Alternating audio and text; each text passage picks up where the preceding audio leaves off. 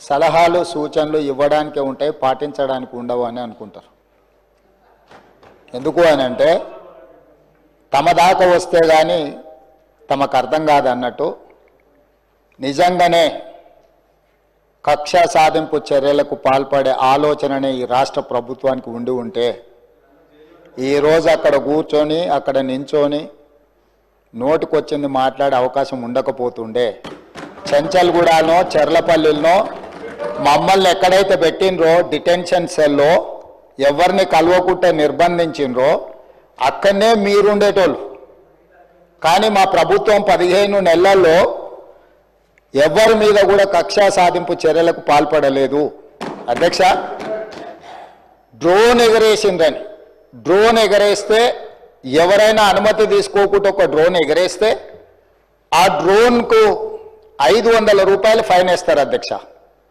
కానీ పార్లమెంట్ సభ్యుడిగా Congress party working ప్రెసిడెంట్గా నన్ను అరెస్టు చేసి జైలుకు పంపించి మామూలుగా దానికి 500 రూపాయల ఫైన్ ఉంటే బిలో 7 ఇయర్స్ ఉంటే రిమాండ్కే పంపరు, పోలీస్ స్టేషన్ బెయిల్ ఇవ్వాలి.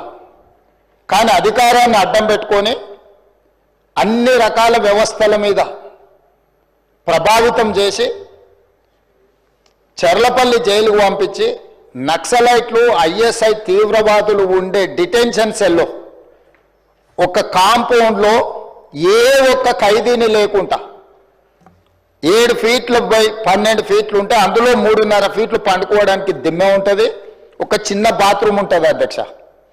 16 రోజులు డిటెన్షన్ సెల్లో ఒక మనిషిని చూడకుండా నన్ను నిర్బంధించిన ఆ కోపాన్ని దిగమింగుకొని రాష్ట్ర ప్రయోజనాల కోసం ఈరోజు పనిచేస్తున్నా అధ్యక్ష. రాత్రిపూట పడుకోవడానికి లైట్ బంద్ చేయకుండా ట్యూబ్ లైట్లు ఆన్లో పెడితే అది ఓపెన్ ఎయిర్ జైలు, ఇంతింతలో బల్లులు 7 ఫీట్లలో 3.5 ఫీట్లు దిమ్మ ఉంటే దిమ్మ మీద పడుకుంటే ఇంకొక 3.5 ఫీట్లు గ్యాప్ ఉంటుంది.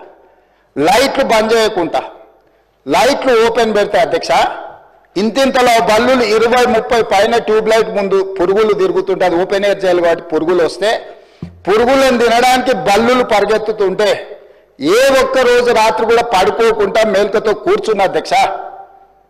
బయట కానిస్టేబుల్ లైట్ బంద్ చేయవా పడుకుంటా అంటే లేదు సార్ పైనుంచి ఆదేశాలు ఉన్నాయి, ఆ ట్యూబ్ లైట్లు బంద్ చేస్తే మీరు పడుకుంటారు కాబట్టి ట్యూబ్ లైట్లు ఆన్లోనే పెట్టమని. ఆ ట్యూబ్ లైట్ స్విచ్ బయట ఉంటుంది అధ్యక్ష, లోపల ఉండదు. ఆ చిన్న బాత్రూమ్ చిన్నది, కూర్చుంటే బయటకు కనిపించేటట్లుంటుంది అధ్యక్ష.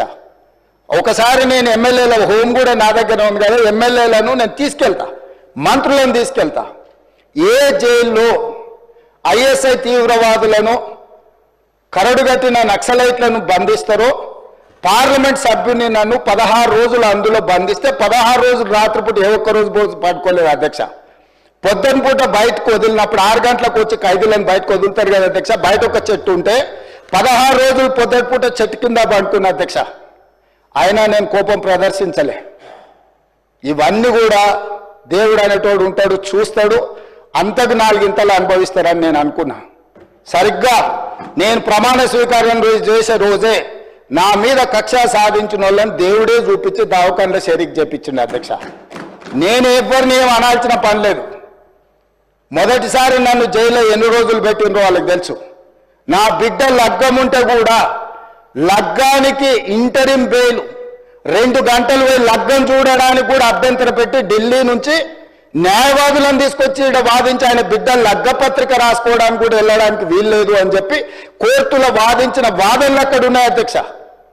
కోర్టు నాకు కండిషనల్ బెయిల్ ఇచ్చింది అధ్యక్ష. చెర్లపల్లి జైలు నుంచి ఎన్కన్వెన్షన్ ఫంక్షన్ హాల్కి పోయి నా బిడ్డ లగ్గపత్రిక రాసుకొని అక్కడి నుంచి సీదా మళ్ళీ చెర్లపల్లి జైలుకు పోయిన అధ్యక్ష.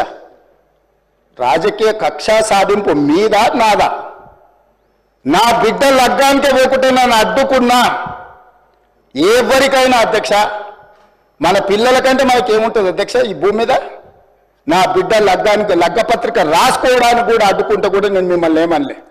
నేను పార్లమెంట్ సభ్యుడిగా ఉంటే, పార్టీ వర్కింగ్ ప్రెసిడెంట్గా ఉంటే ఎవరో జర్నలిస్టు డ్రోన్ ఎగిరేసి వాళ్ళ విలాసవంతమైన బంగ్లాల వివరాలు తీసుకొచ్చి నాకు అందిస్తే వాటిని పత్రికలకు విడుదల చేసిన పాపానికి నన్ను అక్రమ కేసులు పెట్టి అదే చెర్లపల్లి జైల్లో డిటెన్షన్ సెల్లో పెట్టారు అధ్యక్ష. 16 రోజులు నిద్రలేని రాత్రులు గడిపిన పార్లమెంట్ సభ్యుడిగా, పార్టీ వర్కింగ్ ప్రెసిడెంట్గా అయినా నేను కక్ష చూపించలేదు అధ్యక్ష.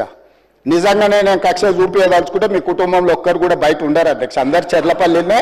నేను ఎలా ఎన్నికల ముందు చెప్పినట్టు మీకు డబుల్ బెడ్రూమ్ ఇల్లు మీరు పేదలకు కట్టియలే, మీ గ్యారంటీ కట్టిస్తే మీ కుటుంబానికి డబుల్ బెడ్రూమ్ ఇల్లు అని చెప్పుంటే అధ్యక్ష.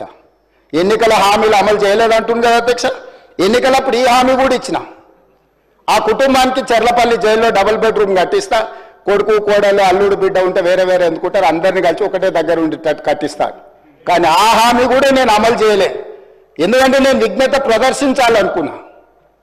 ఈ అధికారం ప్రజలు ఇచ్చింది ప్రజల సంక్షేమం కోసం, తెలంగాణ రాష్ట్ర అభివృద్ధి కోసం, పారదర్శకమైన పరిపాలన అందించడం కోసం నాకు అధికారం ఇచ్చిండ్రు.